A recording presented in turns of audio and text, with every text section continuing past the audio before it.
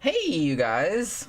They're like, what are you guys doing at Sidetracks on Sunday? What the fuck is going on? Shit, is it the end times? Didn't matter. It doesn't matter. Well, it's because we went out last night and we didn't get a chance to watch a movie. So we didn't have a movie to talk about. So I said, fuck it, we'll just do another Sidetrack show. Plus, on Friday night Sidetrack show, you were falling asleep and like left before that. Yeah. Oh, Pat fucking contacted me, sent me a DM, said that was the best show of all time. He said that him and his wife were fucking laughing through the whole thing. I started kind of nodding out, and Jenny's fucking getting bitchy on me and shit. And then fucking Con is like, man, why don't you pack up your shit and get the fuck off the show? So the audience kicked me off of the show. I was like, yeah. Well, it had caught up to me, you know what I mean? I'd been drinking all day. Yeah, that'll happen. And you've been drinking all day, and then like you kind of like you weren't like crabby, but you were kind of like not really with it. Yeah, you know what I mean. You're I slept for an hour and then woke up and did the show. Yeah, and I never really could wake up, and you know, because I was fucking inebriated. But what happens with me is like either I crash and fall asleep, or I'll just, if I keep the fucking dosage level over a long period of time, I just won't be able to stay awake. Yeah. You know, I couldn't stay awake. And then Jenny, she's getting all fucking hyper. She's enjoying the show. Yeah, I was having a good time. I'm 3 hours into this shit, and I'm going, man, I gotta get off the show. It wasn't even 3 hours, I don't think. It was only like 2.5 hours. I could only make it like 2 hours. Make it like 2 hours. It happens, man. That's you never know what's gonna happen on this show, man. It's real. It's real. It's drama. It's real. Drama. Jimmy, we never know. Me on the show. We never know either. She'll talk shit about me. Probably I didn't even hear it. I didn't talk shit about you. You weren't talking shit about me. No. Like that worthless motherfucker in there, leaving me on the show. And I'm pretty sure I didn't. For all say I know, like that. hundreds of dollars worth of super chats coming in. Once I leave, and then they ching. Like, yeah, fuck that motherfucker. Tila fucking sends 1,000. Yeah, fucking funny. I'm pretty sure I would have remembered if that happened. All right. I don't think I said anything mean about you after. I was just kind of like, oh, welp. And, yeah, I think I just answered a couple questions, and because I don't mind being on the live show by myself, but it's a lot easier, like, when you're here. The Conavasalon's in there right now, man. He's already hit the Great Reset. He was eating fucking crickets today. He goes, look what I'm eating. He's down in Mexico eating fucking broiled crickets in a bag. I thought that was kind of a thing. That's a thing. They eat them in Mexico, yeah. Yeah, no, that's what I'm saying. And he's telling me, you know, is there any seasoning on those things? You know, he says, no, they're like shrimp, you know, eat them whole, wings and all. Yeah, I've heard they taste kind of shrimpy. Yeah, I couldn't eat that around my dad. My dad would fucking get mad. Man, don't eat that. Don't eat. What are you eating, crickets? That's bait. He eats turkey necks, so who's he to judge? My dad would be like, every one of them crickets I could catch a fish with. Step aside. Give me that cricket. Get a hook. Step aside. You don't what you're doing. I will turn that whole bag of crickets into a whole bucket of fish. Hold on. What kind of son did I raise eating bugs? Yeah. Eating bugs. This ain't Thailand. That's how my dad rejected that shit. I can imagine it. When my dad was in the Navy, he used to go to Thailand a lot. He was on the Yorktown. He goes, that's Yorktown. He goes, boy, that's some good pussy down there. That's what he would say. That's how much you pay for. Oh, not much. Not much. You didn't pay much. He's a sailor, you know. It's real reasonable. Yeah, he's a sailor. Reasonably priced pussy. Yeah, they just pull up in port and just start buying pussy. Not buying it, renting it, you know. Gonna go for a ride on that. That would be a funny shirt too, reasonably priced pussy. Yeah. Although I don't like if a girl wears it, you might get yourself into trouble. So you better not. Yeah. DJ Maniac he was telling me a story one time. He was in I don't remember if it was Thailand or fucking Philippines. I think it was Philippines. And he goes in the bar. He starts getting drunk and fucking there's girls in there, and he and his buddy were having a fucking good time fucking shooting the shit with the bartender. And the bartender fucking steps off and some girls get up on him like that. He starts making out with this hot girl and the fucking bartender comes and goes, no, lady boy. He's like, what? Lady boy. But then reaches down there and this fucking guy and he's like, nah. So what you're trying to tell me is your dad knows all there is to know about the crying game? I guess so. Oh, yeah. Bartender saved him. Lady boy. Yeah. Hey, maybe your dad was into that. Don't judge. I don't think he was. I'm just kidding. Yeah. DJ He was into it, he wouldn't have told me the story. That's true. It would have just been like, whatever. Yeah. DJ Maniac was talking about how he got Vampire's Kiss, the DVD, for $1.25 at Dollar Tree. Yeah. We really need to do that movie one of these days. He says no commentary track. That's a shame. Gotta wait for the Blu-ray coming out. It's man, I want to watch that again. That movie is batshit insane.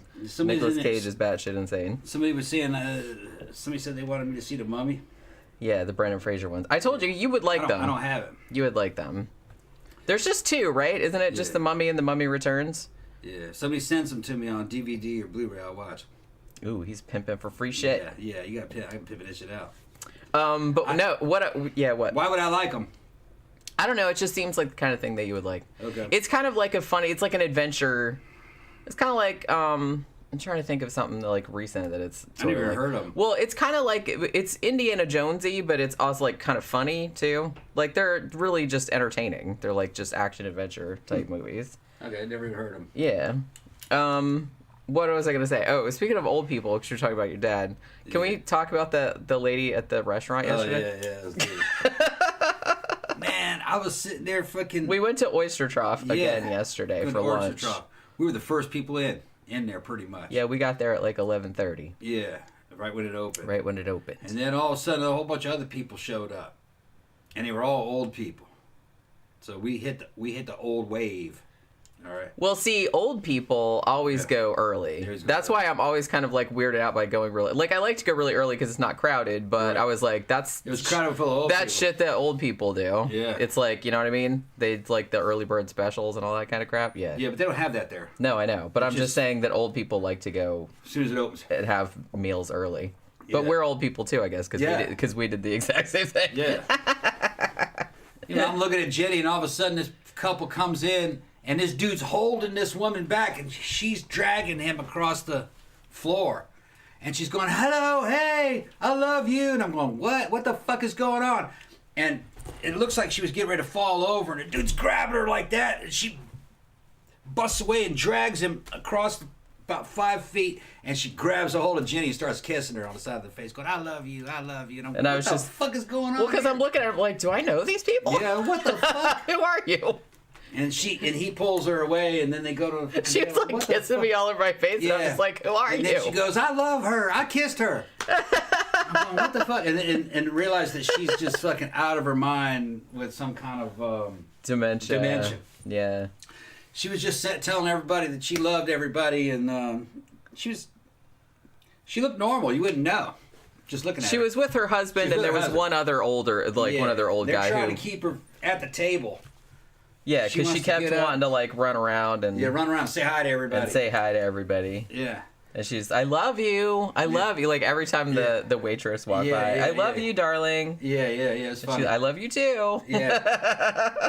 It was something else. It was so weird. Yeah. Yeah, they came in like what? But yeah, it was just I didn't see them come in because I was sitting with my back to the door. So I guess you saw them come in. But like all I knew was like all of a sudden this huge old lady face was like in my face, and she's like grabbing me and like kissing the side of my face and stuff. And I'm like, who is this woman? I'm like, who are? Well, for a second I thought maybe I knew her. Yeah. You know what I mean? Like maybe it's a teacher or somebody I used to work with or something like that. But I was like, who is this? I can't place it. She was out of her mind. Yeah, I didn't realize that until like a couple seconds later. So I was like, well, that was entertaining. But so she was almost combative, Yeah. She's trying to, if she wanted to do it, she was going to do it, whether there were fucking 2 or 3 people holding her down or not. And she wouldn't even complain about being held down. She'd just continue to fight and go in that direction. Yeah, she's like, I'm going this way. I'm going over here. I'm going over here. And they're holding her back. And the old men they didn't warn me. Yeah. Like when she was pulling one of them across the fucking road. And I'm going, what the fuck is going on here? And they're like a dog on a leash just pulling. It was like that. And he didn't go, watch out, she's, got dementia. I was forced to figure that out on my own. So he's not warning me or anything, Yeah. I'd be like, watch out, she's lost her mind. You know what I mean? Like, she's on a rampage. Duck. There's nothing, It was pretty fucking crazy. Once they got her in the booth, she was all right, though. Yeah, they sat at the table, like, right behind us, of course, so we could hear her. She'd be talking, saying the same things over and over again. Yeah, she just kept saying the same thing. And then she was asking him about his wife, and that was his wife. Yeah. She was asking her husband about his wife. Yeah. And she forgot that that's she thought she was single.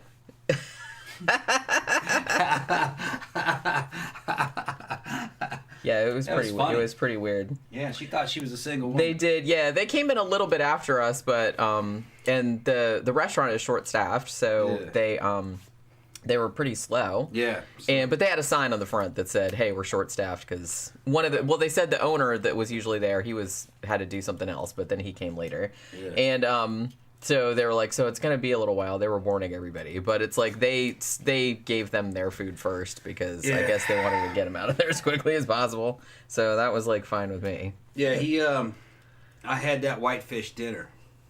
It was fried fish. It was like fish and chips. Yeah. But I didn't have chips. I just had onion rings and hush puppies. Man, that shit was good. Yeah. It's like $14. I got a whitefish sandwich. Yeah. With French fries. Yeah. And I was thinking it was going to be like a sandwich, like maybe a little bit bigger than like a McDonald's sandwich. Mm.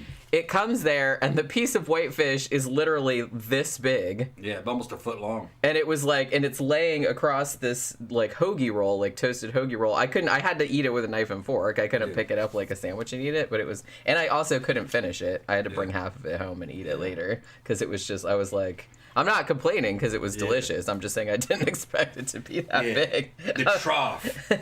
The oyster trough. Yeah, TROFF. Yeah, it's in what's the name of that place? Lake Mary? What's the name? Wait, is it Mount Dora? Mount Dora. I think it's Mount Dora. Yeah, I think it's Mount Dora. It's only a couple miles up the road here. Yeah, I don't remember how many miles away it is. But yeah. There's not much to look at, just the damn lime green old diner looking thing. We showed that video of it. It's the good, first time that we went. Yeah, they got good food in there. Yeah, real good. Oh, and I had oyster chowder too. Yeah. And that tasted like smelled really good. It had like whole like oysters in there. It wasn't no little like chopped up stuff, and it tasted like fresh, like they had just made it. But yeah, it was really good. So yeah, we did that, and then we went to Mannequins last night, and that was a lot of fun. Yeah.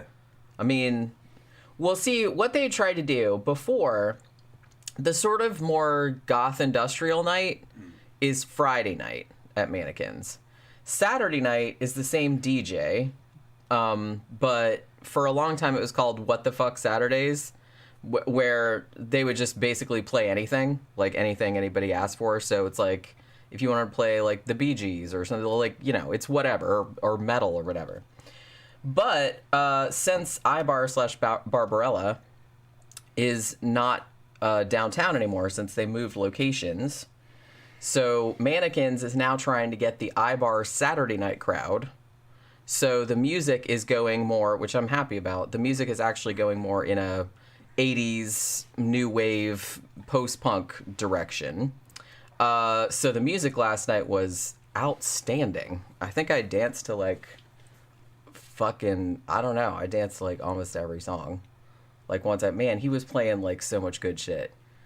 He played the Cramps, and he played he played a bunch of Echo and the Bonnie Men, and like some weird, like he played Telegram Sam, like the Bauhaus song. I was like, wow, I hadn't heard that in forever in a club. It's, you know, but he just played all kind of really good shit. It was really, really good music.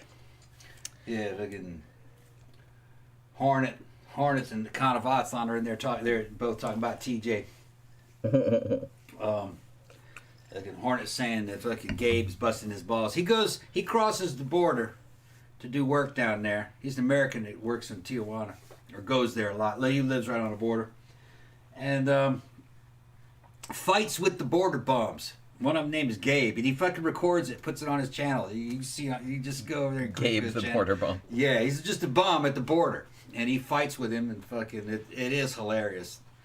Bum begs from him. He's not really a bum. He's kind of like what they would call in Brazil, what they call a tour guide. He's a dude that fucking hangs out around the taxi stands where foreigners show up and tries to hook you up with girls or bars or just anything you need. He's the local guy. The local guide who kind of guides you, I guess. You know, he's one of those type of dudes. They just kind of a jack of all trade, just a dude trying to make money off of you.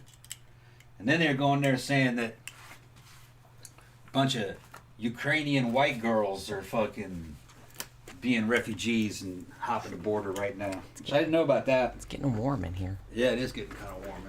Think about turning it in. Well, it was cold earlier. That's why I put my little jacket on. It was nice last night. It was, when we left Mannequins, I think it was like 48 degrees. It was nice and cool. Those coyotes are going to make a whole lot of money off them white women. They're worth a lot of money. They're going to be selling them. I wouldn't fucking go down there.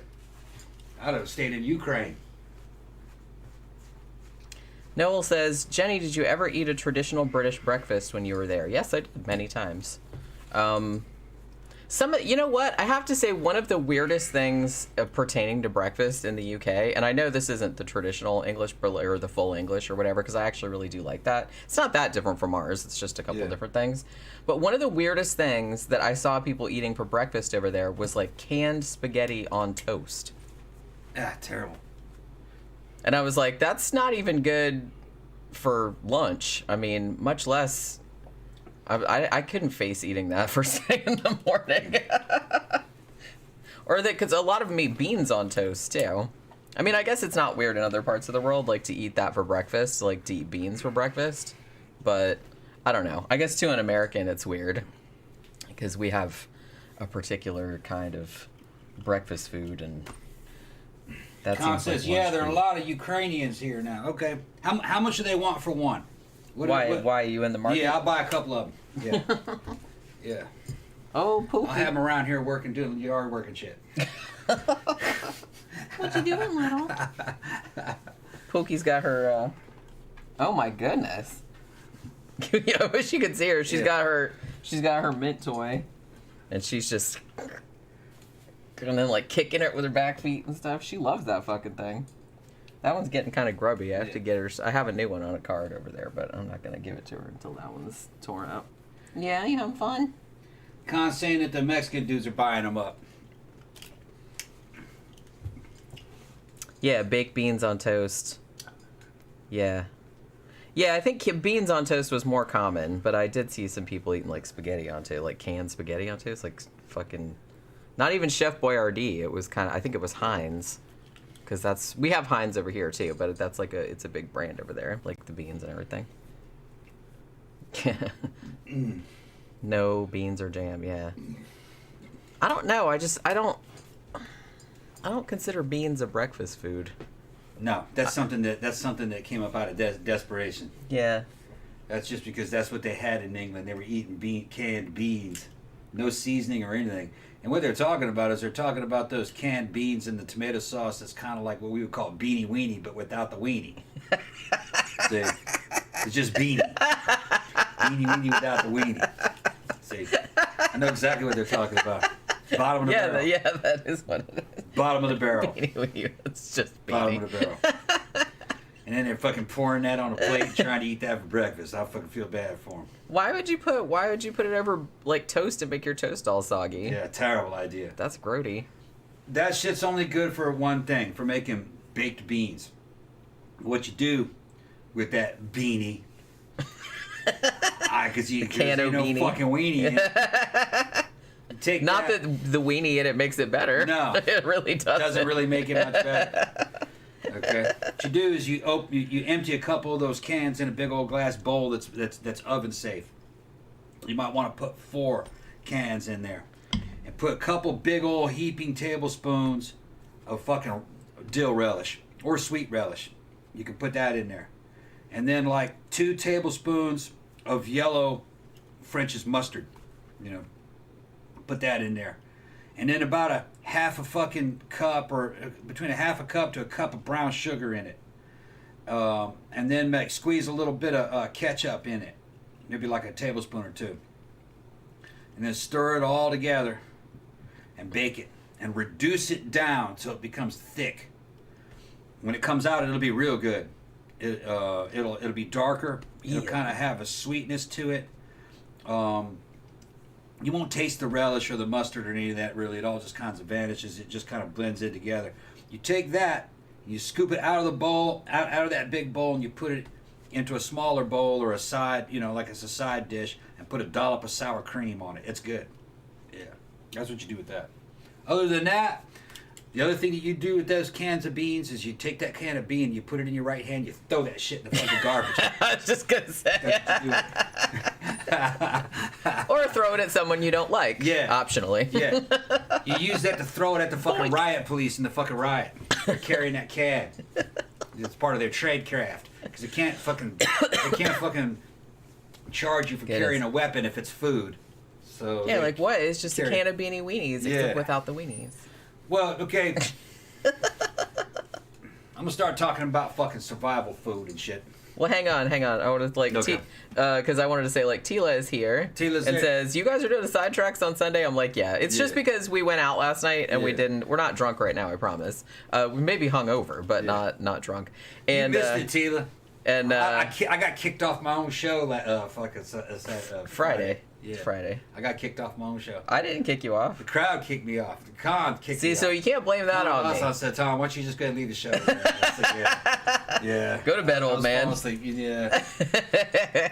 As soon as I left, all the fucking super chats started coming in. Bing, bing, bing, bing, bing, bing, bing, bing, bing. Yeah, he's gone. Yeah, Yeah, that's totally and what happened. happened. I said right here earlier, I said, T said $1,000 super chat. After you left. After I left. She's like, fuck that. Fuck a white boy.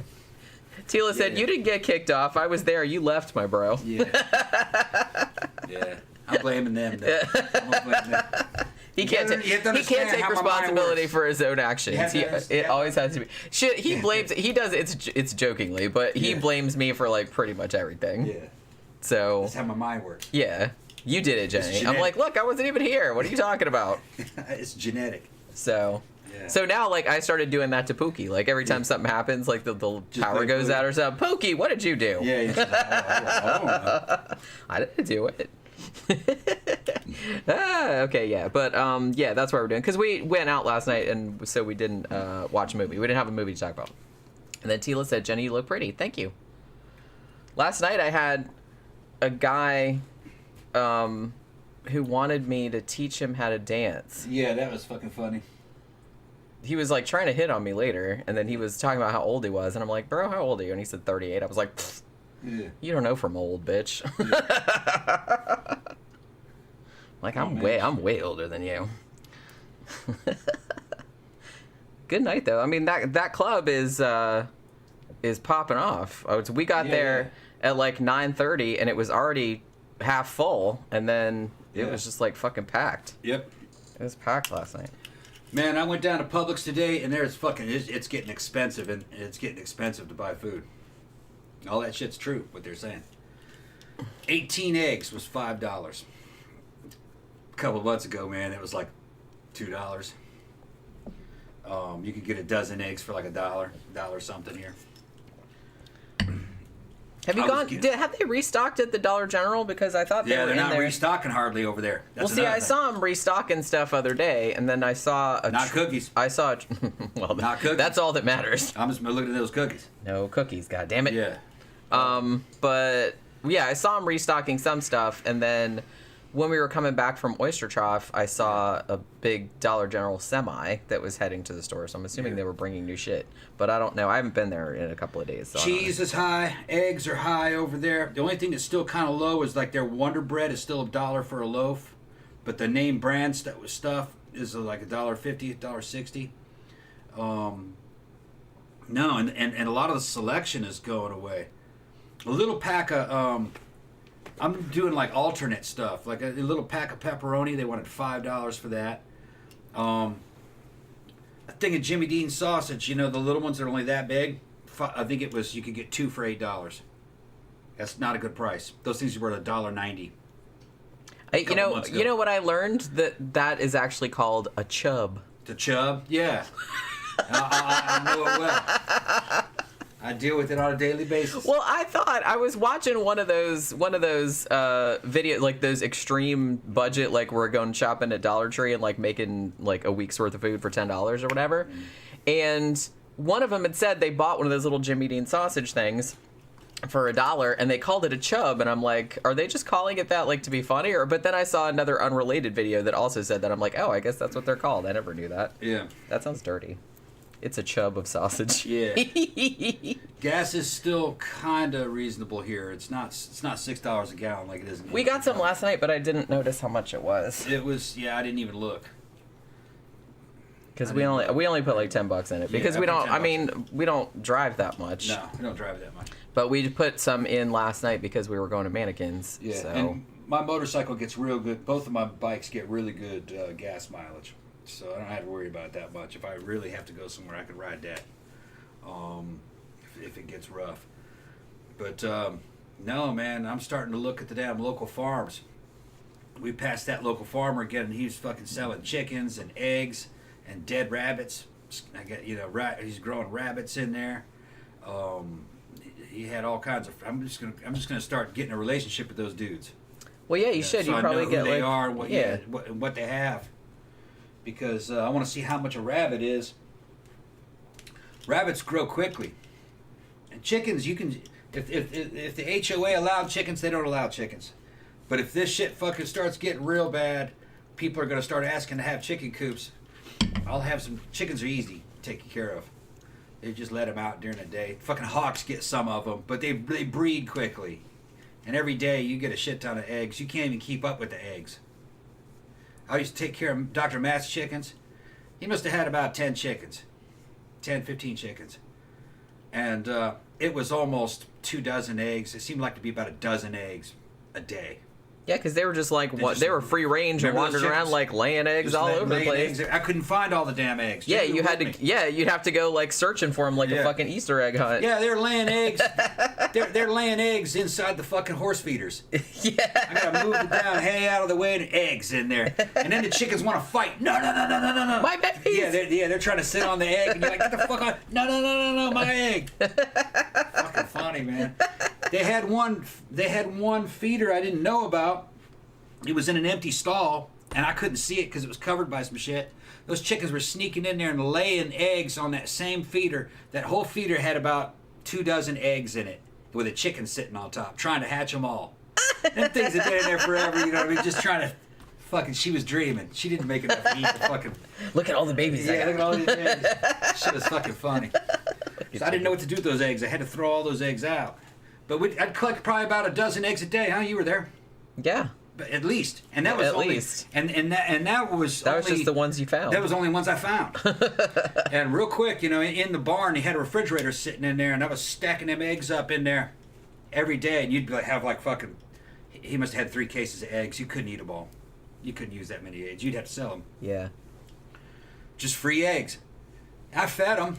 Had to feed them some chicken feed, but they were free range chickens.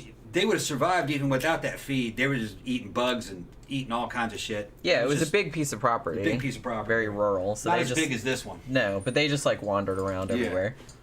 Like And eating whatever. And some of them get eaten, but they reproduce so quickly. You're like, hey man, that's an extra chicken. Who are you? Yeah, what the fuck are you doing? How'd you get hatched? You're like that. Somebody hatched a chicken because I had orders not to let them hatch chickens, but they're just you couldn't stop them. It'd be a chick sitting there. Where the fuck did you come from? What's up, little baby chicken? Yeah. Do you remember when at our old house there was that farm that was along the path, and they had a bunch of chickens? Yeah. And those little chickens would escape. They liked to. They found this little hole in the fence, so they liked to go as a gang. Like all of them, they would go. We're going under the wall, and they would go under the wall and like wander around on the path, like looking at everybody, like, "Woo, we're out!" Yeah. It was so fucking funny. Yeah. I was like, "Oh, look, it's a chicken gang." Yep. They busted out again until I think they eventually had the fence fixed. Like they figured out how they were getting out, but that farm where they're growing those rabbits over there, that was a pony farm. At one time. yeah. So ponies must have not been making any money, so he just went to food. Which that's the future, if you ask me. Well, I mean, yeah, I kind of Food. feel like, ponies and horses and stuff like that, that's kind of like a Luxury. more luxury item. Luxury item. So, it's That's probably for rich better. little rich girls riding those little ponies. Now, if there's no fuel and shit, horses are the ultimate all-terrain vehicle. True. Yeah, and you don't have to give them any fucking... There's only two things that will survive the fucking apocalypse, the Mad Max apocalypse. Horses and BMX bicycles. Yeah, I was gonna say bicycle. That would be my thing, because you don't have to feed a bicycle. No, and they're silent. Yep. And you have total control over them. Yep. Horse, you don't really have a control. The horse will try to think for itself all the time. You know, I could go cross country, jump fences. I was in the hunter jumper fucking association since I was a little kid. You know, I grew up riding horses. My mother was a California state champion. All right. Yeah, his mom's a horse trainer. Yeah, and pretty famous horse trainer. In case you didn't know. And I was on the back of fucking full-size horses. I was maybe 5. You know, little bitty. I got photographs of me, little bitty thing on a fucking horse jumping over a fence. You were this big? This big compared to the rest of it. I was like, damn. little bitty Yeah. Tom. Yeah. But I'm good with a horse. I can jump. I can shoot from the back of a horse. I could probably shoot a bow from the back of a horse.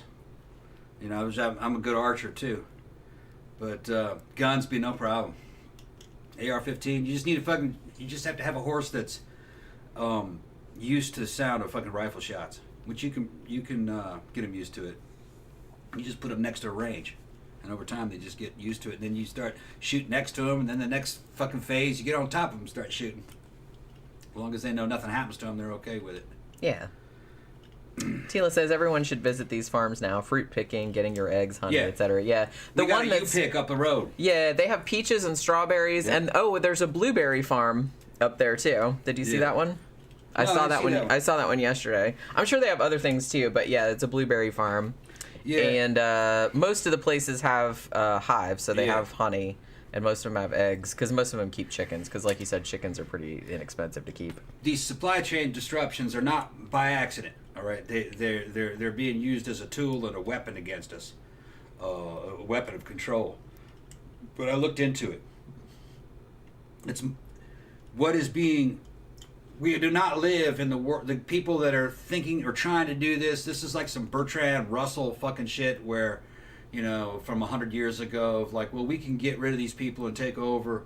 Basically, what the Nazis wanted. You know, he says we can do it because the poor people and the working people need our companies and our industries to survive. It's top down. No, it isn't. It's bottom up. Those stores require supplies from corporate sources. You get rid of those corporate sources, those stores will dry up. But if you actually look at the details, many of these states on a state level have the ability to be food sufficient or can conduct their own trade, or they can keep themselves alive if people start growing food and trading in food. But you can't do that in an urban environment. That's the problem. The people who are most at risk are people who are in an urban environment. As a powder keg, they require lines of supply, power. They require a lot of stuff to keep a city going. And it's a very fragile system. And especially the way it was set up with just-in-time delivery. It's not something that can survive even a damn fucking solar flare. If a solar flare were to hit and knock out power for longer than 3 days, those cities will burn because the food vanishes. There's only 3 days worth of food in a city. If the deliveries aren't on time or are fucked up, if the city starts to fucking go basically what you saw in Katrina, which I saw that. I was lucky I wasn't in Katrina. I saw it from outside in Baton Rouge. Ooh, man. I'm worried. I'm worried, people. Civilization is a delicate thing. It could very quickly go back to the 1800s, but with technology, with a very high population. Without the technology to feed that high population, that's a very dangerous situation. And all this stuff, well, our military, we'll have foreign aid. No, all that shit will disintegrate. They're totally incompetent. And the military of today is a shadow of what it was when I was in the 90s. It's just, the quality is terrible. There's not very many people in it like there used to be. It's small. No talent. All the good guys are gone. Terrible fucking chain of command. The officer corps, the general corps is fucking terrible. They're just political generals. They don't have any skill. And, I mean, look what they did. They couldn't even handle Afghanistan. So, what makes you think that they'd be able to handle a fucking heavily armed fucking population like the South? No, they get their asses tore out of the frame. You know, they couldn't even beat a small population of 85 IQ dudes wearing flip-flops and old fucking AKs with no training. They couldn't even handle them. They're never going to be able to deal with a fucking 100 IQ average population, heavily armed with AR-15s and AK-47s, a lot of them with fucking good military experience. They won't be able to do it. It's not the way things happen. So I'm just worried about the shit. Thank you, Zach. What did Zach say? I need a new job soon for more money, but mainly because the new boss there is very hostile, passive-aggressive for no reason. No one likes her there. Oh, that sucks. Well, I hope you can find a new one. Somebody said, Camp Guy said when a rooster chases another rooster off a hen, he immediately mounts the same hen to overwrite his DNA over the other roosters. Yeah. I think a lot of male animals do that, actually. I know for sure a lot of birds do. I think ducks might do that, too. And then Tila said, so much bulk stuff at Costco, but it's just me, the dude, and the furry babies. We don't have the space to hoard bulk stuff. Yeah. Yeah, I mean, we have Sam's, and I mean, there's a Costco around here too, but we don't go to that one. We have Sam's, and we probably go like once every couple months or something. Yeah, to Sam's. Once every month and a half, we go to Sam's. Something like that, and that's mostly just to get shit that we use a lot of. Yeah, big bulk stuff. Like big things of coffee, yeah, like big things of flour, sugar, stuff like that. Big cans of tomato sauce, cases of tomato paste, stuff like that. Yeah, that we use stuff a lot that of. you use to cook with. Yeah. Tita wants to know why people are still procreating. Well, it's a myth that the Earth has reached carrying capacity. There isn't population problems. Not really. There's plenty of technology to feed everybody. It's just that you have people that don't want that to happen. They don't want third world populations. They want the third world. So the idea is to collapse the third world so they can go in there and say, oh, it's terrible, solar flares and global warming killed all these people. So now we can take this land that they used to occupy. Everything is just, read Bertrand Russell, man, he talks about it. It's the same thing the Nazis do, it's just that everything is veiled and hidden in concepts of democracy and fairness and protecting the environment. And this, everything is just a camouflaged way of doing colonialism. Globalism is colonialism. To colonize the planet.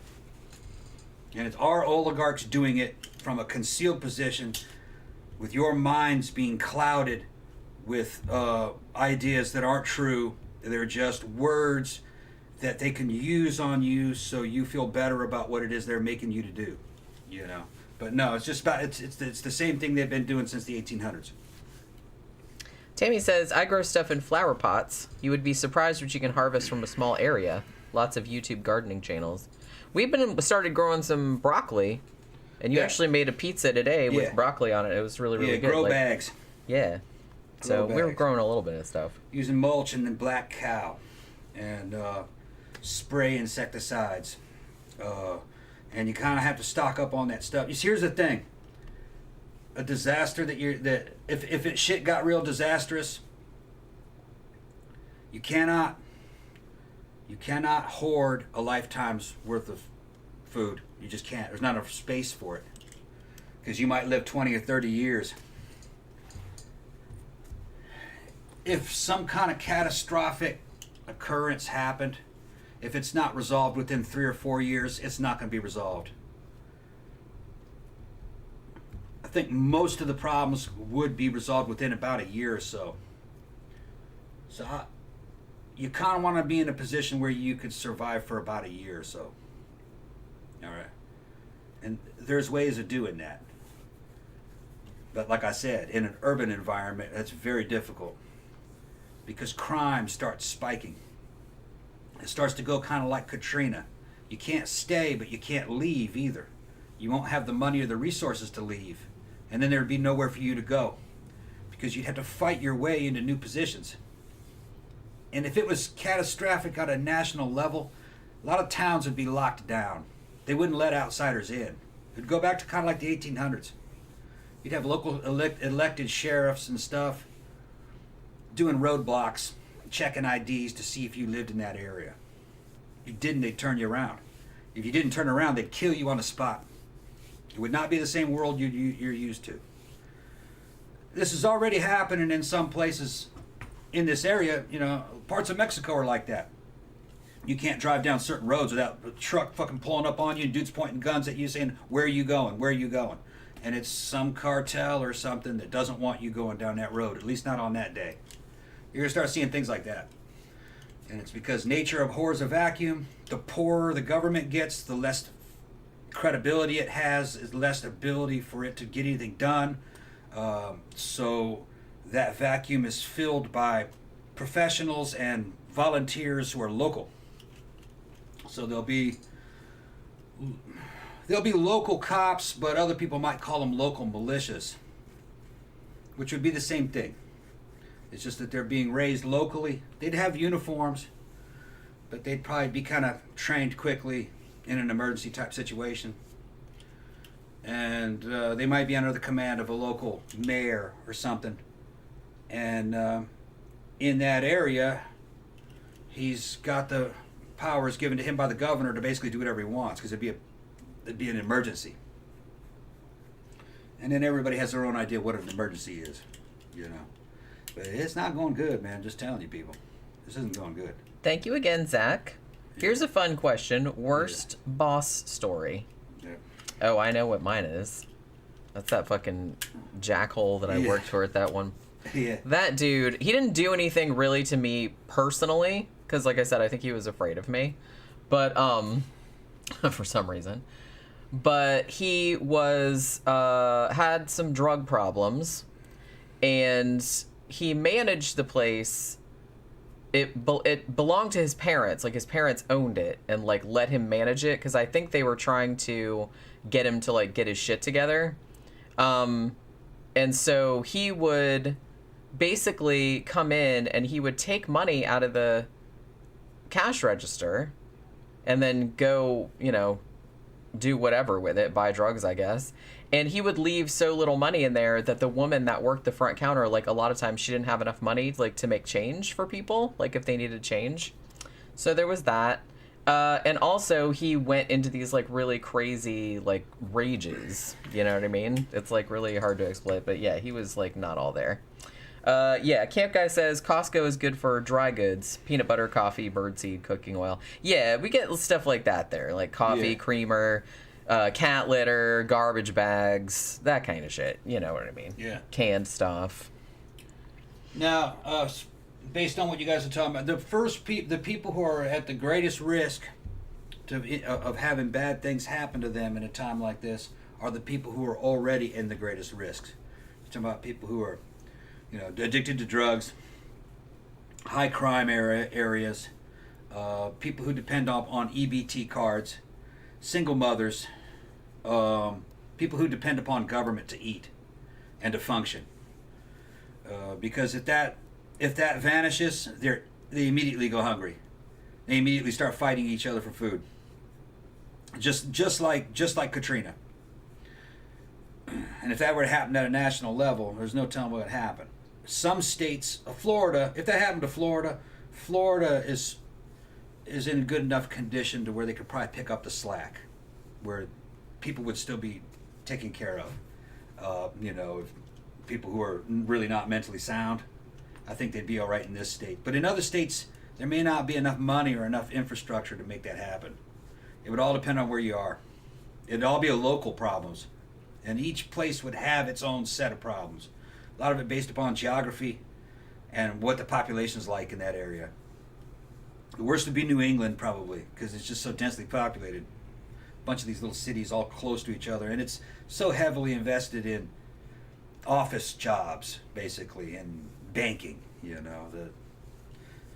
Not a real well-diversified economy in those areas. Tila and Tammy are talking about gardening and what is like the best stuff to like grow on a deck garden, because Tila wants to start one of those. Tomatoes are easy. There isn't much nutrition in a tomato. There isn't much nutrition in any of this stuff. Probably when it comes to yield, I'm working on some pumpkins out there. Pumpkins and melons. Or big squashes. That kind of stuff. You can get a lot out of that. But they take a while. Yeah, I always felt like tomatoes were easy. I always thought Yeah. green beans were fairly... I think Yeah. they're fairly easy to grow. Yeah. Yeah, Tammy says tomatoes are easy. Get yourself some mixed greens as a lettuce and then plant Yeah. wheatgrass for the babies. So the animals don't eat it, you know what I mean? Right. Because they'll eat your plants. And you see, there's no way to do chickens. But what you could do in an apartment is rabbits. Rabbits reproduce quickly. They don't smell that bad. You can let them run around. But the problem with rabbits is you're going to get attached to rabbits if you're living with them. Well, yeah. They're going to be like pets. Like I said, I had a pet rabbit when I was younger. It's going to be real difficult to cut that fucking pet's head off. Yeah. I'm not emotionally cold enough to do that to an animal. Unless it's obviously a food animal. I have to kind of be disconnected that it's a food animal from a farm. Yeah. You know? And I can't do that to a person unless I hate you. And I have to be really fired up. There has to be a reason why I'm cutting your head off. Let's be obvious and let's be honest. Yeah. You know what I mean? I cut somebody's head off, fucking right. But I have to be convinced you deserve it. Yeah. You know? Yeah. I get it. You gotta be bad. Yeah. Yeah. You gotta be bad, or you're trying to hurt me or somebody in my family. I'll fucking kill you. And most people are like that.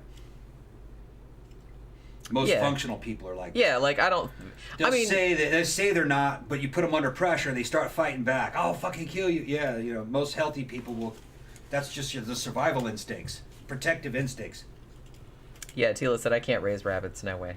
Yeah, because you have to kill them, or you can give them to somebody else to slaughter them. But then all of a sudden they give you your pet rabbits back, and you got to eat them. Yeah. So you know what I mean? Yeah. I can buy somebody else's rabbits because those weren't my rabbits. You know what I mean? I didn't know those rabbits. I don't know you. I don't know you. I mean, I could probably eat rabbit if it was like already prepared. You know what I mean? Like it was already, they'd already skinned it and. That's how they give them to you. That's what I mean. It's like if it still looks like a bunny, then I'm just no thanks. It'd be just like buying it from a store. Yeah.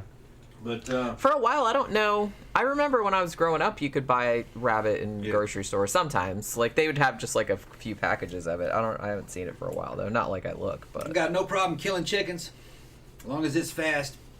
Cut the chicken's head off, and chickens don't care if you kill other chickens either. So that's the acid test.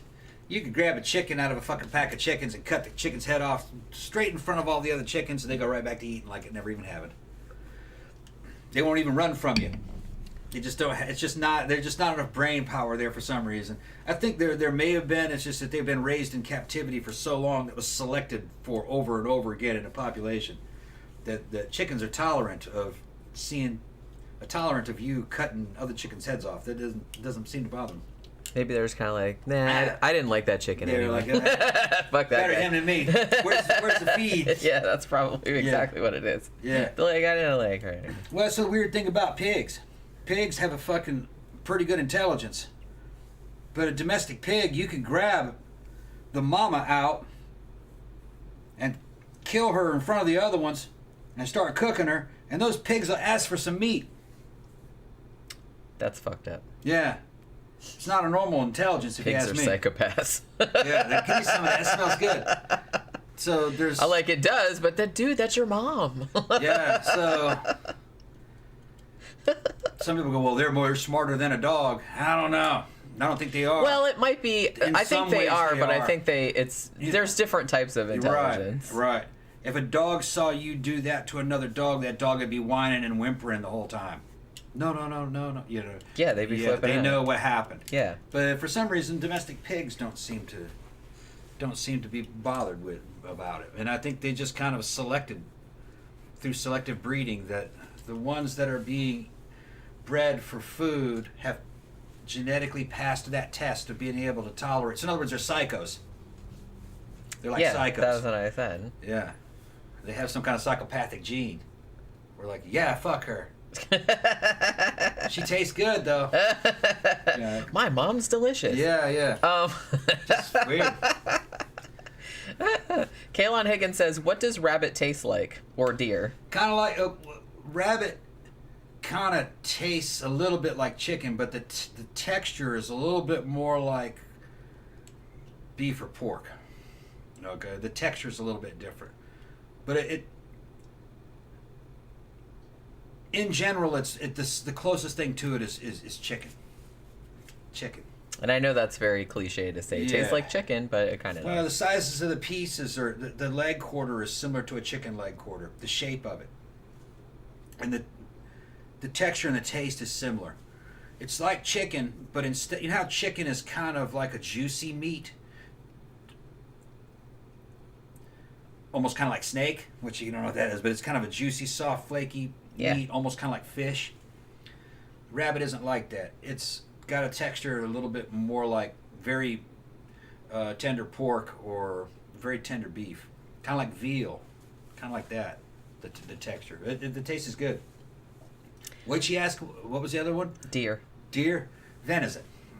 Venison depends on what cut. The best cuts go along the damn back of the spine or the fillet, which is kind of like the filet mignon cut. That's and what you do is you sear the outside of it in a real hot pan, and then you wrap the fillet up inside that pan, melt a stick of butter in there, put it on real low, and just cover it, and let it cook for about an hour and a half on warm, or like one on your electric stove. When you come back, it'll be kind of done through like a filet mignon. It'll be nice. It's kind of like beef. Now, the roast, the hindquarters, it's a little bit tough. Bless you. It's a little tougher than beef. You just have to know how to cook it. Okay, you can pressure cook it and make it nice and tender, or you can slow roast it. There's all kinds of recipes for it. It's very lean. That's why it's kind of tough. So you got to be careful of how you cook it. The front legs, this part, the shoulder, and there's not much there for meat. It's mostly hindquarters and fillet. There isn't even much on the neck.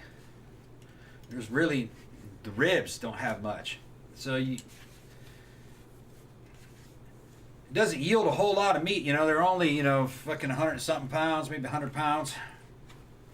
You get a couple roasts about that big, 2 of those, and a couple strips of fillet about that long, about that big around. Get 2 of those out of it.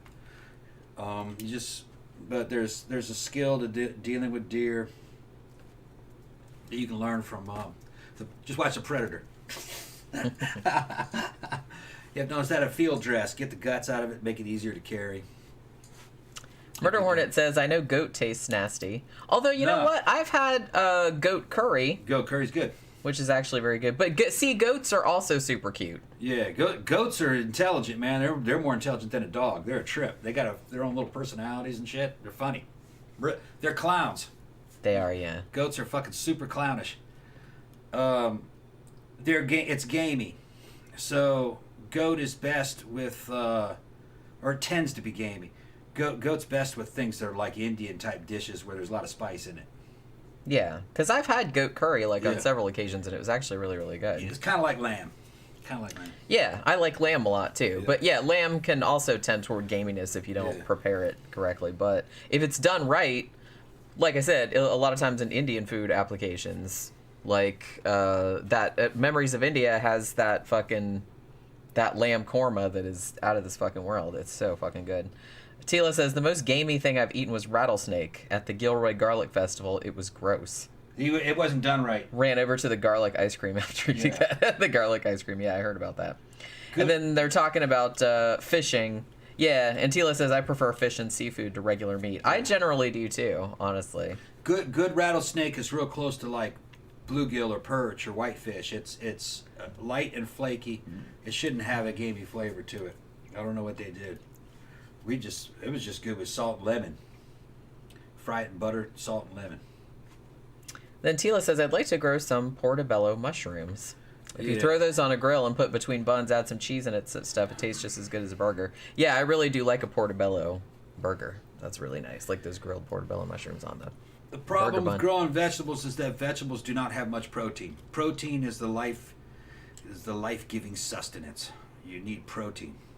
Without protein, you end up looking like a North Korean, like a walking skeleton. You have all kinds of fucking fucked up problems. You can get some protein synthesis happening with vegetables, but nowhere near as much as if it was with meat. So you're always going to have a certain kind of like borderline malnutrition kind of thing going on, depending on how much energy you're outputting. You know, if you're not doing much, maybe it's not going to be as bad, but you'll end up being like skinny fat probably. It all just depends. Now, I mean, if you're gonna grow food, you can just grow food that you want to eat. I mean, you don't really have to worry about. Right. You can just, if you want. Now, in an application like what we're talking about, a couple things that I could recommend are the big things of whey protein that bodybuilders use to make protein shakes. You can get 5 pounds of that for about $35 delivered from Amazon, depending on what flavor it is and if you can get a good deal on it. Sometimes you can get it even better. That actually, in an emergency situation, is a month's worth of protein for one person. You could probably get it to last 2 months if you were light on it and you weren't really running your body that hard. So, you know, for $35, that's a fucking month's worth of decent protein supplements, so you can supplement whatever the bullshit you're eating, you can supplement it with that. You know, that's not a bad idea. And you can mix it with water or milk or powdered milk. That's another thing. Those big old things of powdered milk, there's a lot of sustenance in those. As far as cheap shit that I saw, that I was like, you know, the nutrition's not that bad. Those cans of Chef Boyardee ravioli with the beef ravioli in the side with it's in a can and it's got a pull top on it, which means that in World War II they would have issued that as a ration, right along with Spam. And you can get those for $1. Imagine for so $100 could get you 100 cans of that, and it's pretty compact. That might be 100 days worth of fucking life. So for a couple $100, $300-$400, you could have a year's worth of fucking protein. You'd get sick of eating that. You'd get sick of eating it's got a lot of protein in it, but not as much as protein powder. But as far as something out of a can that was a prepared meal, that wasn't that bad for the price. Probably also say that those Vienna sausages are kind of okay for protein and stuff. That's about 80 cents a can. You buy a couple cases of that. Too bad they taste like ass. Yeah, but it's meat. Another one is cans of Beanie Weenie. They had those in there. Ooh, nice callback. Yeah. To the Beanie Weenies. Yeah. So now they're selling these. I think they're Dinty Moore plastic single-serving meals. It comes in a white plastic dish with a fucking... Yeah, a lot of people take them to the office for for the lunch. office. Yeah. Well, that's a remnant of that company was trying to get a military contract to make the MREs. That is an MRE meal that was going to be in a package that they were selling. I've got a bunch of them. The only thing I don't like about them is there isn't a date on the bottom. So you got to write the date on there with a magic marker before you take that fucking paper wrapper off. Because you don't keep the paper wrapper. You take two of them, you put it together like that, and you duct tape them together to make them even stronger. You can put that in a damn backpack, and it can survive punctures. The only thing I don't like about it is that you can't put it in an engine compartment or anything like that to heat it up. You'd have to put it in a mess kit and heat it up. You may be able to drop it into some hot water, but doing that in the field takes a long time. So really what you're going to do is just rip it and eat it cold. If you're going to go through all that, why don't you just get a damn can? People think cans are heavy. They're not. Once that can's empty, you feel how light it is. It's not much heavier than a plastic wrapper. You can't really tell the difference. An empty can is kind of weightless. Rodney says, do you beat your meat with a hammer before cooking it?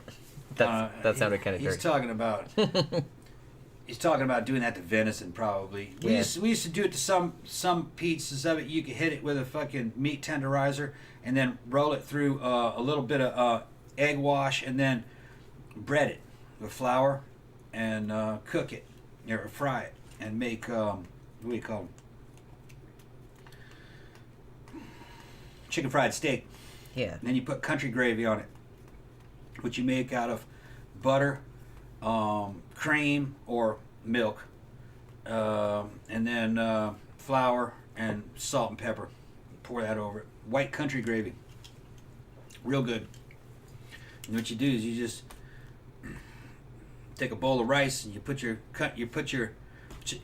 chicken fried venison in there, or your fried venison steak on there, and then pour the damn country gravy over the top of it and enjoy it and you know, get diabetes or get high cholesterol. Yeah. That's why they After a while, yeah. That's why they're fucking yeah. Stardog78 said, if I had to choose one movie character to be partnered up with in case of the apocalypse, it would be Dick Halloran from The Shining. He's psychic, plus he can cook. And then Tila says, if you ever... Wait a minute. Oh, now I lost it. Oh, shit. I got so behind because I was trying to, like, answer questions. And if you ever get invited to an African wedding, you'll be offered goat as the main meal. I think they do that in some place in India, too, because remember we saw that Gordon Ramsay thing that he did, and they, like, cooked a whole goat, like, for a wedding. Have we had kangaroo meat? Yeah. You haven't had kangaroo meat. No, I've had wallaby. Yeah. Yeah, I actually had it in beef jerky. Wallaby jerky. Wallaby jerky. I remember there being, like, wasn't there kind of a thing for a minute? Yeah, and there was 90s. like, in the 90s for, like, weird jerkies. It was weird stuff. Like ostrich jerky and shit like that. Yeah, I remember emu. It was all coming from Australia. Yeah. It was all Australian stuff. Somebody said that they tried that powdered milk for the first time to make stuff. It was good. Yeah. You can get it from Walmart. It's called Nido. And there's two different kinds: a regular one and fortified. Fortified is good enough for babies. You can feed that to a child, for a nursing child. Really, I can't tell the difference between the two. But you can make milk, and you can put it in a pitcher and then refrigerate it, and it comes out pretty good. But the other day, I made some and just threw ice in it, and it was fucking great, you know. And it doesn't taste like milk out of a damn carton, you know, but it's a milk-like experience, you know. I guess that's the best way to explain it. Having a milk-like experience. Yeah, it's a milk-like experience. Kind of like, you know, instant breakfast drink or something like that, or like kind of tastes like drinking coffee creamer or something, you know. It's okay, but it's best for cooking. Yeah. Because you don't have to store milk and worry about it going bad. If you just need a cup of milk every now and then for a recipe, you can just make it. We used to get that powdered coconut milk too from the Indian store. Yeah, powdered coconut milk. That shit's good. Because that's like because coconut milk in a can is like pretty pricey. And it's expensive, yeah. Yeah, so it's better to get the powdered stuff Yeah. from because you get like a big box and you can make a lot of coconut milk with Yeah, that. they sell that at like Indian food stores where they'll have Indian and Pakistani and maybe Indonesian food all be sold into one place.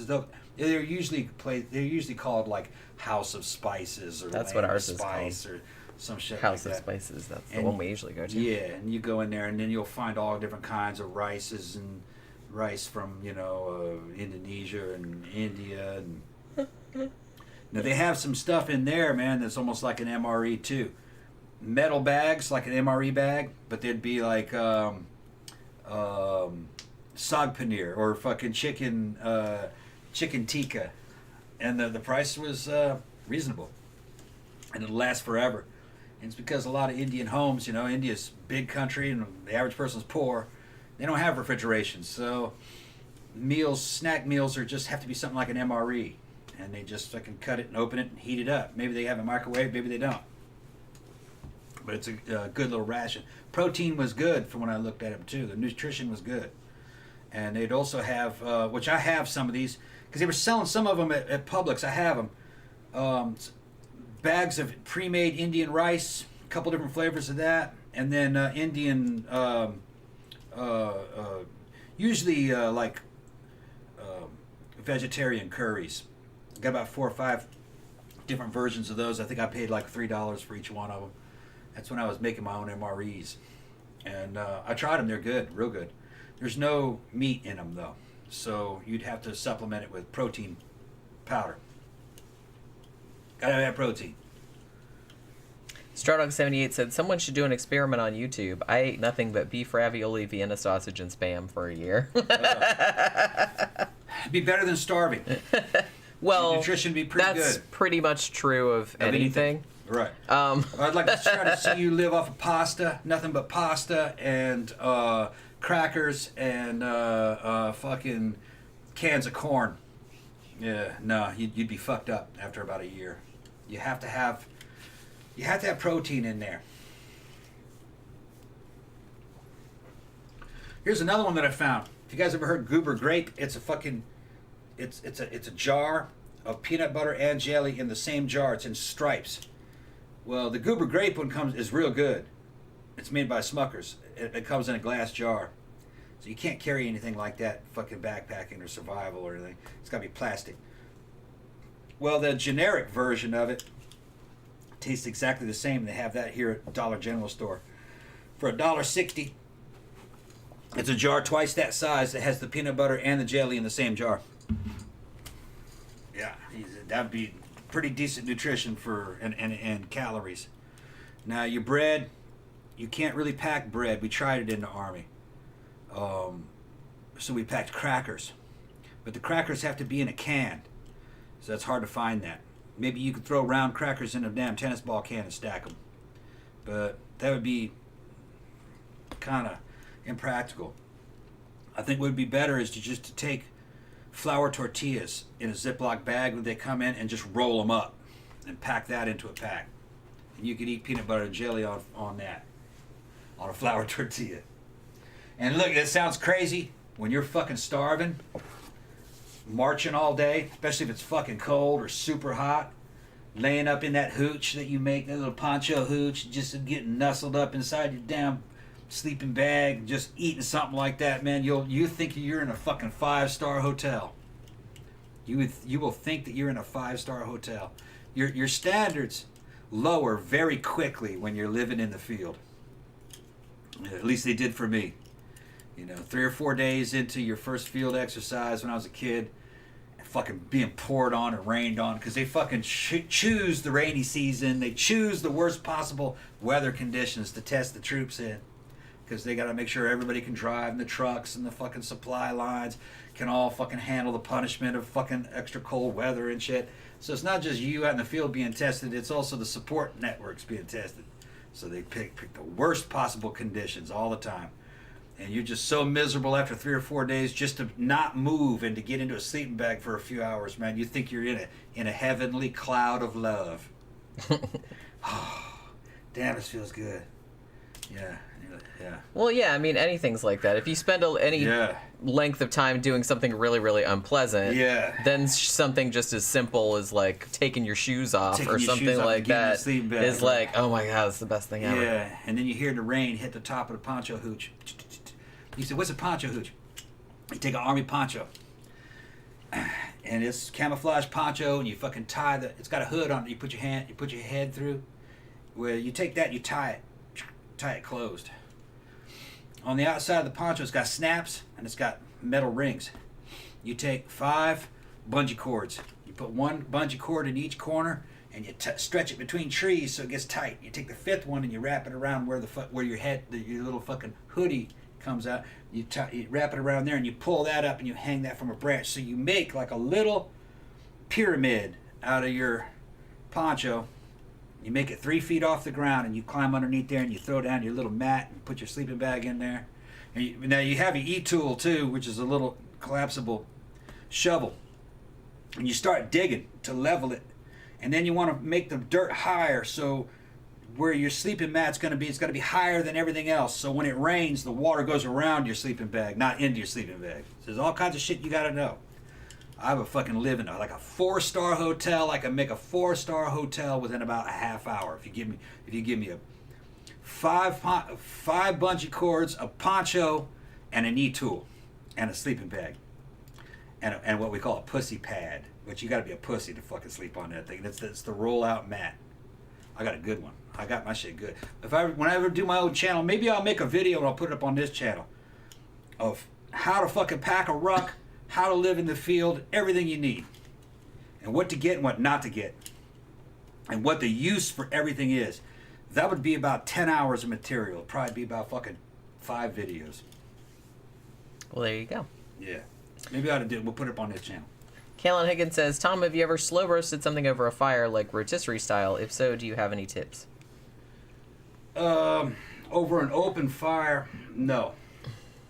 Over open fire usually was cooking things that were already in cans, or it was things like fish. And there's no reason to slow roast fish because fish cooks very quickly. What you can do with fish, it also depends on what you have at hand. If you do not have a frying pan, which I carry a frying pan in my mess kit, I can show you what a mess kit looks like. It's 2 halves that close together. It has cooking implements and stuff in it. Plunk. It's a military mess kit. You want one of those. You also want knife, spoon, and fork, and they all fold up and they go into a little mess thing. Okay, they come apart. So you can have a knife and a fork and a spoon. So eating implements. One of the things that you could do is you could take a piece of, first of all, you catch fish. You gut the fish, cut the head off. Don't scale it. You usually don't have to scale it if you do what I'm telling you. It depends on what kind of fish it is. Lay it on a aluminum foil if you have aluminum foil, but usually you should have something like aluminum foil or a mess kit with you. And you can put that on top of the coals in a fire, and it will cook just like that. You can flip it over. Let me get a drink. Like, one thing you can do is you can take the fish and put it on the aluminum foil and then fold the aluminum foil over it so it's on the top and the bottom, and you just flip the whole thing. It's like in there. The fish is in there, inside the aluminum foil. And it'll cook. If the coals are hot enough, we're talking only like a few minutes, five minutes maybe. And then you just open it up, and there's your cooked fish. And just usually you can just pull the skin right off of it, and all the fucking scales come off. And then you'll have a fish, and then you just fucking pull the meat off of the bones in the direction that the bones go.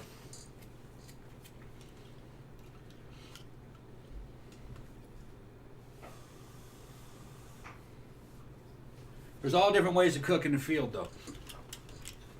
But they're all lengthy. So being infantry, you don't have time because you're constantly moving. They're feeding you anyway. They're sending you food that's pre-cooked. MREs.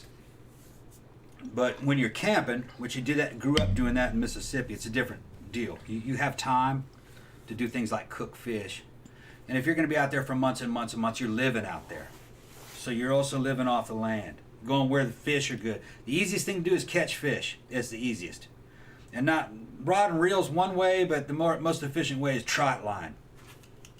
You just get a rope, tie it across the body of water, and you have little fucking fishing lines descending into the water every 3 feet with a hook on the end. Sometimes you don't even need bait. You can just put the hook, and they'll just bite the hook. Dummies. Yeah, it's dangling, so they bite it. What's that? Oh. Yeah.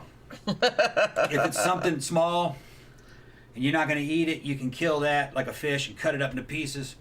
And, if you're living in the field, and as long as it's not too cold, you just strip down to your shorts and go out into the water and bait the hooks out in the water and then swim back up. And then just keep checking it twice a day or something. You just go down and fucking grab the rope and pull it like that and see if there's any fish on there and just put it back. There's no reason to waste time sitting there fishing. You can also make crab traps, very easy. And you just have to have ingenuity. Sometimes it's just you find a damn big old can, and you go, they'll go through that hole and fall in that hole, and I'll just tie a rope here, and I'll put some bait in there, and they'll go in, and I'll just pull up, and the crabs will be in there.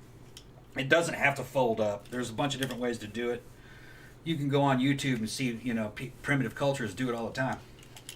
They were even using things like fucking 2-liter bottles. Tila says, did we read Into Thin Air about the Mount Everest expedition? I haven't, but I actually have been wanting to because I heard that was a really, really good book. Yeah, she said it was great. I will get around to it. And Tammy's talking about all the stuff that she grows, and she said, this is interesting. Tammy said she went to college for landscaping and nursery technology. Oh, okay. I was like, oh, well, that's fascinating. I didn't even know that. So she like knows how to grow all the things. She'll be all right. Yeah. Tila said, I remember as a kid going into my uncle's army camping gear, and he told me to try the rations. I would open a candy bar, eat a little, and run to the bathroom. Nasty.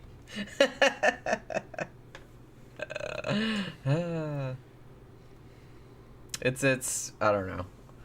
For some reason, I was like thinking of that joke that you used to pull on your siblings, like back when you were kids, where you'd take the chocolate laxatives and give them here, have a piece of candy. Oh, thanks, how nice of you. Aw.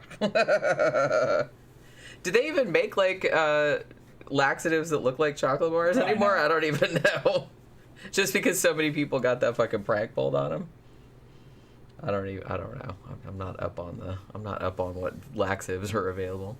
Do you remember those? They weren't laxatives, but they were. What were they? Diet gum or something like that. Remember, it was called AIDS. Yeah, I remember that. It was AYDS. It wasn't diet. It wasn't gum. It was diet something, right? It was diet chocolate. And okay, yeah. When I was a little kid, my mom got some of that. Here, have some AIDS. It's called AIDS. Yeah. AYDS. It would aid you in your diet. Yeah. It was before the AIDS pandemic. Yeah, obviously. And it came in a box that looked like C's candy. And you lifted the top of the box off, and you'd see all these little chocolates. They were like kind of like those little ice cubes from Bear. Yeah. Bear, they look like that. Yeah. It was just the waxiest, most horrible fucking tasting thing ever. It looked like chocolate, but didn't hardly taste anything like chocolate. You're like, my whole life is a lie. My mom put them up on top of the refrigerator when I was a little kid, and I climbed up there to get to them. Well, I was climbing up there for some reason. I saw them, and I go, oh, man, candy. So I started eating those things, man. I was like, oh, man, they taste terrible. It was like eating... But when you're a little kid, you'll eat something that tastes terrible, but and then you just keep eating it. Continue to eat it because you're trying to make it taste good. It's the way it looked or something. You're trying to make this is supposed to taste good. Supposed to taste good. It didn't, though. I eat like 4 or 5 of them. And what they did was I think they fucking kind of expanded in your stomach and made you feel full. I think that's what they did. I'd have to look that up. Yeah. I think they were also kind of chewy a little bit. Like, it was like waxy and hard, but they were also kind of chewy, a little bit like caramel, if I remember correctly.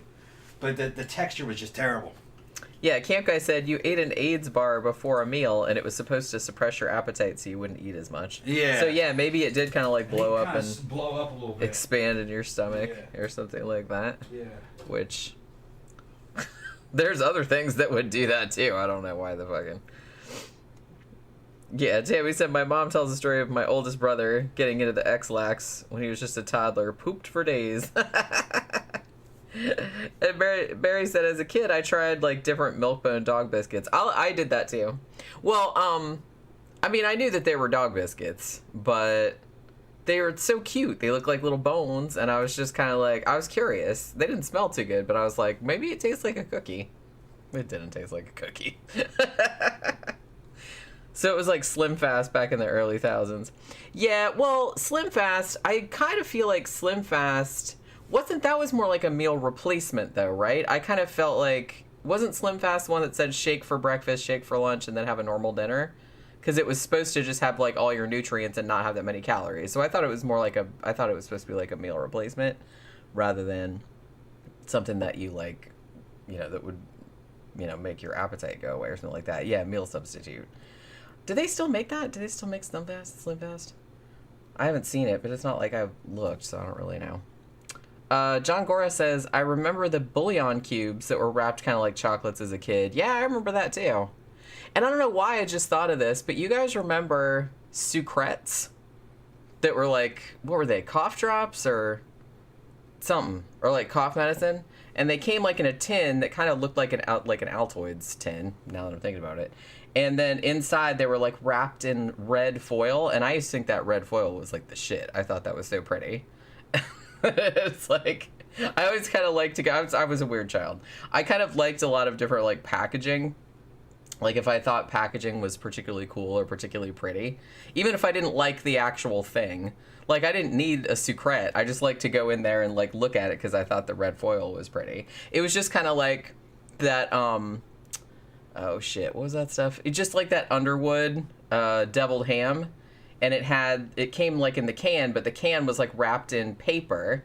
And it had, like, a little red devil on it. And, man, I used to think that shit was so cool. I didn't like the deviled ham, but my grandmother always had some of it in the cabinet. And I would just like to go in there in the cabinet and look at it. So I'm like, look, it has a devil on it. That's so awesome. Yeah, Tila said, well, now you can just make yourself a smoothie and have that for breakfast. Yeah, that's what I mean. It is a lot healthier, I feel like, because I don't even know what was in Slim Fast, for Christ's sake. But yeah, now I feel like most people just make their own smoothies nowadays, right? They just, with kale and bananas or whatever the hell, you just kind of throw it in there and make it. I remember sucrets, I think, for sore throats. Yeah, it's like every now and then I'll see like an old movie, like from the 60s or 70s or something, and somebody will like have a tin of those like in the bathroom, and I'll be like, oh man, I remember like the little red foil, like it was like a tin, like an Altoids tin, and they were about like that big, like about a penny size, I think. I could be remembering it totally wrong, but then they were just like laying in the bottom of this tin like that, and they had like this red foil, and it was like, and they were super, super cool. What have you got? Show them stuff that I got those. It's a ham. It's a ham. It's a ham.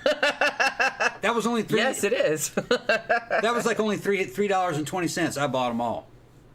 They had 5 of them. I'm buying all your ham. I bought all of them, but they never restocked them. See? Well, maybe you're the only one that's buying them. They never restocked them. Yeah. See, it has a pull Yeah. thing on it, so that's good. That's a ration. And then they had these for $1. And actually, the nutrition on the back isn't that bad. And this is that peanut butter I was telling you about. That was only, I think, $3. Yeah, because Clover Valley, that's Dollar General's that's brand. Dollar General's brand. Yeah. I mean, I think that's their store brand. And that's in a plastic jar. So you don't have to worry about breaking it. So Camp Guy says, eat the can and all. Yeah. So just get some iron. There's shit out there that's interesting. I'd imagine they were selling these for $1. You could probably get a case of it, and it'd probably go down to about 80 cents. And honestly, of all the kind of canned food, like, I don't mind that. I don't mind Chef Boyardee. Yeah, it's actually, it's not the best thing ever, but when you're hungry, man, that's just whoo. That's what I'm saying. Yeah. Like, a few times when I used to go into the office and there was a 7-Eleven right next door, and sometimes I'd forget to take lunch with me. Yeah. And so I'd go over there to 7-Eleven and just get a little... I didn't get, like, one that size. I got, like, the one that was, like, a little cup. And, yeah, it was perfectly good. Usually what happens with those cans of ravioli... I don't like the lasagna. I don't like the spaghetti. Some people like the spaghetti I like the spaghetti and meatballs and the ravioli. The other ones are kind of... Usually what the problem is, it was when you open the can, the sauce is slightly dehydrated. It's like a little thick. If you put it into a bowl and just add a little bit of water to it, it gets better, actually. It loosens up. I like it thicker, though, because I kind of feel... Well, that was the reason that I never liked SpaghettiOs, like the Franco-American stuff, because I thought it was too runny. Well, when I was having those, it was too thick. I'm not talking about a lot of water. I'm talking about a few drops of water. Yeah. You know, not a lot, just a few drops, and it gets a little bit better. And the same thing would happen with MREs. MREs are slightly dehydrated. I think they're kind of shy of water when they cook them in the can as part of the preservation process. Yeah. And if you add some water to it, it tastes a little less canned. I guess that's the best way to put it. Yeah, Stardog78 said I was a beef ravioli fiend growing up. Yeah, I like the beef ravioli, especially like the extra stuffed ones when they came out with that, and the spaghetti and meatballs. My grandma always had them because we always stayed at my grandma's over the summer when we were out, like, because she babysat us. And she always had tons and tons of Chef Boyardee there, and I had one for lunch like pretty much every day for years and years. You got your glasses on. Read how many calories per can, how many protein, how much... Serving size per can yeah. is 320 calories. That's not bad. And it's 425 grams is how much is in there. Okay, and how much protein? 9 grams. In the whole can? In the can. Okay. Yeah. That's not great, but that's not bad either. Some stuff has none. And 8 grams of fat. Okay. How much carbohydrate? 52 grams. Yeah, it's energy. A lot of calories. Yeah. A lot of energy. But still, the calories aren't that bad. 300 calories, that's not that bad. Yeah, I mean, you could eat this whole can, and that's like a reasonable calorie count Now, the for whole lunch. can. How many calories is the whole can? The whole can? Whole can of meat. Wait a minute. Serving size, 2 ounces. Okay, so this is supposed to be 8 servings. 8 servings. They don't have a whole can's worth then. No, Okay. it's 100 calories per serving. So this whole thing is what, 800 calories? About 800 calories. Is that what they're telling? Okay. Okay. And how much protein? 9 grams Per serving. per serving. Okay, so for a 2 ounce 90 serving. grams, more or less 90 grams of protein for the whole can. Yeah. Yeah, because it's 10, right? Times 10. Yeah. All right. How much fat? Or 8, no. Not 8. Okay. There's 8 servings in here. Okay. I love this. It says, to serve Bristol ham, Yeah. to serve cold, remove Bristol ham from can. That's important. Yeah. Don't just go, Yeah. slice for sandwiches or hors d'oeuvres. Right. Thank you. In the military, what we would do with something like this is you'd put it over a damn engine compartment of a machine that was running, and it would just heat up slowly. Tila wants to know how much sodium is in there. Probably a lot. Ooh. Yeah. 620 milligrams. That's 26% of your daily sodium intake. Yeah. For one serving. For one serving. Yeah. So this whole can is a salt bomb. Yeah. It's okay though. Yeah. It's got smoke flavoring in it too. Yeah, when you're military or survival situation, you're not really worried about what it is per daily, this and that, because in reality, if you were by yourself, you would just eat all of this in one setting because there's no way to store it. And you'd be happy that you ate that. You'd be like, oh, that was good. You'd sit around and now later on, a few hours later, you'd eat something else. You know, it wouldn't have as much protein in it. You know, Yeah. some rice or something. Somebody said ramen's good too, like a lot of ramen recipes. Yeah, we make a lot of because ramen's really cheap. But you can do a lot with. You need to dress them up. Like, yeah, you cannot survive on ramen. Well, no. What I was gonna say was right. that we were talking about recipes. I'm not Recipes, yeah. necessarily talking about Yeah, I'm just saying I really like ramen with hard-boiled eggs and vegetables in it. It's really, really good. Yeah, if you look on the back of the ramen, you'll see that it has no nutrition. It has no nutritional value. You could starve to death eating that. Has a lot of calories though. Yeah, just calories, but you'd starve to death. There's no nutrition in it. And Tila said we have a ton of packaged tuna. Yeah, I like good for I you. like tuna. Yeah, you can get that in the dry packs or Yeah. you can get it in cans. And Yeah, I got a bunch of that and the chicken. We got lots of canned. But ramen was really kind of designed in Japan right after post-war. They were having a problem getting their hands on the rice that they liked. The U.S. was feeding them a bunch of barley. They didn't really like that, so a company came up with some way of making instant noodles. And from day one, they were dressing those instant noodles up with things that the U.S. government was giving Japan after the war. The main thing that they were getting was Spam and vegetables.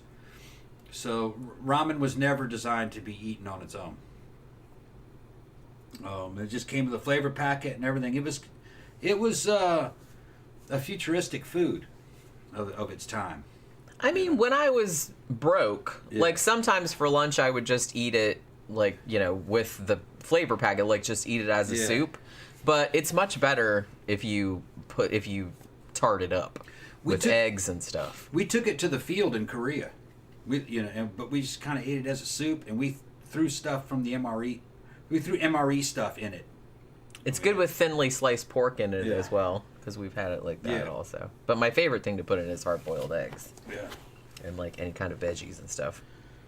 Yeah, that's what David June said. Ramen is a basis for a recipe. It's not food in itself. Yeah, it's not food. Yeah. Like I said, when I was broke and it's like, because, they were, 10 cents or something? Yeah. Like, you just eat it as a soup because I didn't have any money. But, it's much better, like, to put It was stuff a in. rice substitute. Yeah. The Japanese, you know what I mean? I actually like noodles more than rice generally. Yeah. I like rice too, but in certain applications. But if it's like a choice between rice or noodles, I'm usually going to go with the noodles, Oh, man. All right. Are we done? Yeah, I guess we're done. Camp Guy says, oh, tuna salad. Yeah, celery, apples, mayo, mustard, walnuts, onion, peppers. We've made, remember we made that tuna salad one time with those green apples in there and nuts and stuff. And I think there was cranberries in there too. And that was like really, really good. In a pinch, now I've learned this, man, from the fucking service, and a lot of you guys are infantry. Some of you guys are infantry, ex-infantry. You has to, first of all, you have to be able to eat it on its own. It has to taste decent when it's frozen. Like it sounds crazy, but sliced ham, or like that ham we ate that same thing that came in our MREs. It was just called ham slice. It was a big old fucking ham slice, about an inch thick. We loved it in Korea because it was good frozen. Because your MREs are all fucking frozen. It's like a hamsicle. It's 40 degrees below zero in the winter. And it would crunch, and it would have like a nice. I heard Eskimos describing fucking what whale blubber tasted like, and when it frozen. It was good when it was frozen. It's not good when it's heated up and different things. And you know exactly what they're talking about. There's a certain texture meats get when they're frozen. Some of them are good, some of them are bad. Ham slice was good frozen. Another thing that was good frozen was tuna and noodles. Some of you guys are like, what? Yeah, the tuna noodle MRE. I could see that. Yeah, it was wide egg noodles with tuna in it in a white cream sauce. I think it had some green peas in it. Yeah, I think tuna that usually does. Yeah, and the MRE was a flat bag, and when you ripped it open, you could push it up like a popsicle, and it was thin, wide, frozen thing of them tuna noodles. You could bite pieces of it off and chew it, and it was delicious. When you're fucking freezing cold and hungry, you wouldn't believe how good frozen tuna noodles is. It sounds disgusting thinking about it now, but it didn't sound disgusting back then. We loved it. It does, but then when I thought about it for a second, I was like, no, you know what? That might be good. It was real good. Real good. Some of them weren't as good frozen. Like, what is it? The barbecued pork and rice wasn't very good frozen. Kind of think of another one. Okay, the one that everybody hated was chicken a la king. Chicken a la king was better frozen than it was hot. Because you couldn't taste it. You couldn't taste it as much. Because you couldn't taste it. Yeah. Chicken a la king didn't have a bad taste. It just was very generic. It was just 1980s white. You remember back in 1980s, if it was white, it just all white gravy. It just tasted like not terrible, but they all just kind of tasted bland. Like they don't really taste like much of it. Yeah, white stuff. Yeah. Yeah, white gravy. You know. I was thinking kind of like okay, you know what it kind of tasted like? Kind of tasted like Campbell's soup, but even more bland. Yeah, that's what I was imagining. Yeah. I was gonna say also ramen noodles. This is another weird thing that I like to do every now and then. I take the ramen noodles and kind of crunch them up a little bit, and I put them in. Progresso makes that Manhattan clam chowder soup, like in the can. Yeah. And I heat up the can of the soup in a pan, and I put the ramen noodles in it, so it thickens the soup up, and it's actually really, really good. It's good in the chicken noodle too, but I think it's better in the Manhattan clam chowder. But the chicken noodle's all right. Bleardo Dude said, I have to check out these Dollar General, Dollar Tree food challenges. Thanks, Jenny. Yeah, there's a bunch of different channels that do them. There's one girl, what's her name? I think her name's That Lisa Dawn or something like that. And then there's one called Frugal Fit Mom. and stuff like that. But yeah, just do something like Dollar Tree grocery challenge or something like that. There's like a bunch of different people doing them, and I don't know why I don't even remember how I started watching them, but I actually got really fascinated with how they can spend $10 at Dollar Tree and and then they show you like what they got. You know, they got 10 things, and then they make meals like all week for one person for $10. I had a bad feeling, man. Today I was up there at Publix, and I'm sitting there looking at the damn fucking pepperoni, and next to the pepperoni was dried bacon bits, and they got a woman standing next to me. She's about 50, looking at it. She's a little country munchkin, and she goes, "Boy, them bacon bits, they want a lot of money for them." And I'm saying, "I know." And I said, "I got a bad feeling about this." He goes, "Yeah, me too. This is too expensive." And I was just like, and I said, "Yeah, this is New York prices, and this is Florida income with New York prices." He goes, "Yeah, if you can find it." And she was thinking the same thing I was thinking. The variety just wasn't there. The foods that you took for granted just aren't there. And we're in Florida. This is like best case situation. Now, if you go to multiple stores, you might find it. It's just that the convenience of it being in one store is not there anymore, which is there's some disorganization going on. I want to go look at down Walmart and see what's at Walmart. Where is even the closest Walmart around You go here? down here and you go down to the light and then turn left. It's over there near where the Lowe's is. Oh, okay. Oh, It's over yeah. there where Lowe's Okay, is. I know what you're talking about. Yeah. Okay. So I want to go to So Walmart that's not super far. and see what's going on at Walmart. But then going to that Dollar General store, you'd find good deals like this. That Yeah, they $3 have. can of ham. It's like sometimes they don't have some stuff like Yeah. they'll be like empty shelves, but then sometimes you're like Yeah. actually surprised at the shit you can find in there. If this was at Publix, they'd probably want $5 for it, for the same thing. Yeah. So it's not like it was where everything's centralized in one convenient place. And then up the road, I got a guy selling skinned rabbits, and you pick fucking vegetables and shit. So I'm in a good situation. So I'm trying to extrapolate. But I bet you it's bad in certain areas here in the U.S. when it comes to fucking trying to find a specific food item. Yeah. Depending on where, and I bet you it's all local. All depends on where you are and what the situation is in that area. I mean, I feel like most We were of the spoiled, time, man. We were spoiled back in the way it was, where you could get anything you wanted anywhere at any time. I kind of feel like we haven't had too much trouble around here. I mean, between the closest things, the Dollar General is like right there, like right next to our neighborhood, and then about a mile up the road, there's a Publix. Yeah. And between those two places, we can find most things. Yeah, but then I went over there and I was looking at a dozen large grade A eggs at Publix. They wanted like $3.40 for a dozen eggs, when just about a month ago, that was about $1.25. And matter of fact, looking back, a couple years ago, that wasn't even $1, about 97, maybe $1 for a dozen eggs. It's not good. Well, it's not like there's anything I can do about No, it. there's nothing we can do about it. I'm just saying. Pookie. It's not good, Pookie. She's looking at me going, I know it's not good. She's always this little black and white striped fucking The little mousies. mouse. But yeah, she's always got one in her hand. Always Yeah. the black and white striped ones. She likes all of the Yeah. mousies, but I think the black and white striped ones are her favorite. We thought ones. maybe it was because she could see it better because of the contrast. Yeah. She picks it up by the tail Yeah. and shakes it around, picks it up and throws it and shit like that. It's like super funny. Yeah, we're talking about these. Yeah. These. Yeah. Yeah, Little- she loves little those. mouthy. Yeah. Didn't Auntie Ilsa sent those, I think.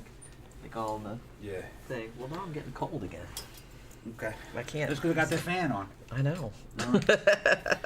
All right, people. I guess we get back to more, unless they got any questions or if they're still talking. Yeah, I think because I'm getting kind of sleepy. And All right. because like I said, I'm still hungover, so. Okay. I did actually, I'd never do this. I woke up this morning at my usual time. I don't even remember what time it was when we got home last night. It was late. And I went right to sleep. And then I woke up at my usual time, which was like 7:30. And I was like, well, shit, I guess I'm awake. And I got up and I made a cup of coffee and had a cup of coffee and a granola bar and farted around the computer for 5 to 10 minutes. And then I was just kind of like, you know what? I'm still tired. So I just went back to bed and then I slept till like 11 o'clock, which I've never done. But it's just, I'm glad I did. But because I would have probably felt even worse than I do right now. But I don't feel terrible. I'm just like really, really tired. So tonight we're gonna have to figure out a movie to watch that we can talk about tomorrow. Yeah. And so that'll be good. But this was fun doing the Sidetracks. Yeah. I just figured, we didn't have a movie to talk about, so fuck it. We'll just talk about whatever. All right, so anyway, thanks everybody for dropping by and hanging out on this Sunday with us. Have a good rest of your weekend, and we'll see you guys again tomorrow evening. Bye.